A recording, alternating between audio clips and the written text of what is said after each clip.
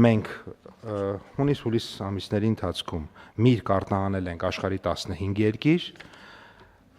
ծաղիկ 25 երկիր և բանջարեղեն 8 երկիր։ Էկոնոմիկայի նախարարը Ռուսաստանից և ԵԱՏՄ շուկայից կախվածությունը նվազեցնելու, արտահանման դիվերսիֆիկացիայի գործընթացի ուղղությամբ կառավարության ձեռքբերումներն էր գործադիրի վերջին նիստում ներկայացնում Նիկոլ Փաշինյանին։ Տպավորիչ այս առաջընթացը, սակայն, իրենց վրա չեն զգում ոչ գյուղամթերք ու ծաղիկ արտադրողները, ոչ էլ բեռնափոխադրողները։ Դեպի Ռուսաստան հայկական արտադրանքի արտահանման սահմանափակումներից հետո շատ բեռնափոխադրողներ պարզապես անգործ են մնացել։ Հայաստանում էլ չենք աշխատում։ Ես հիմա գնում եմ Եվրոպա աշխատելու։ Նարեկ Գեղինյանը, որը վարում է 2018 թվականի արտադրության DAF բեռնատար, տարիներ շարունակ գյուղամթերք և տարբեր բեռներ է տեղափոխել ռուսական շուկա։ Մինչ Փաշինյանը հայտնտեսվարողներին խորհուրդ է տալիս փոխվել ու հարմարվել նոր շուկաների պահանջներին, անհատ բեռնափոխադրողն ասում է՝ մեծ ցանկության դեպքում էլ հարմարվել չի կարող, իր մեքենան չի համապատասխանում եվրոպական շուկայի ստանդարտներին։ Ընդհանուր կիլոմետրաժը նույնն է, գալիս է մոտ 2000 կիլոմետր,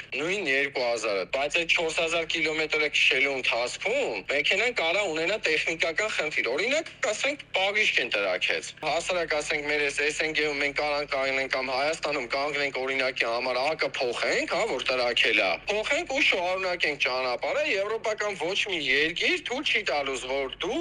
մեքենայի հետ կապված խնդիրները լուծես ճանապարհին։ Մենք չունենք այդ բոլոր ծախսերը, որ օրինակի համար դիմենք սերվիզի սպասարկումը գա մի հատ 1000 կամ 1500 եվրո տեղ տանք։ Բացի դրանից, եվրոպական շուկա դուրս գալու համար բեռները պետք է անցնեն լրացուցիչ երթուղիներով, ինչը ոչ միայն թանկացնում, այլև զգալիորեն երկարացնում է առաքման ժամկետները։ Բեռները տեղափոխվելու են օրինակի համար, ասենք Վրաստան, Վրաստանից Թուրքիա,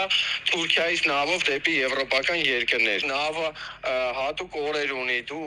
չես կարող ասես այդ օրվան կհասնես, թե չես հասնի։ Այդ օրվան չհասնելու դեպքում պետք է մի շաբաթ սպասես, մինչև այդ նավը հետ գա, նորից դու նավի վրա նստես, որ հասնես։ Դրանք բոլորը ծախսեր են, այդ գյուղմթերքը մնում է։ Մամուլում տեղեկություններ կան, որ խոշոր արտահանող ընկերությունները արտահանման սահմանափակումների պատճառով լուրջ ֆինանսական խնդիրների առջև են կանգնել։ Օրինակ, Սպայկայում, որն ամենախոշորներից է Հայաստանում, արդեն 2 ամիս աշխատակիցների աշխատավարձները չեն վճարել, մասնակի են վճարել կամ ուշացումով։ Սպայկայից մեկնաբանություն ստանալ մեզ չհաջողվեց։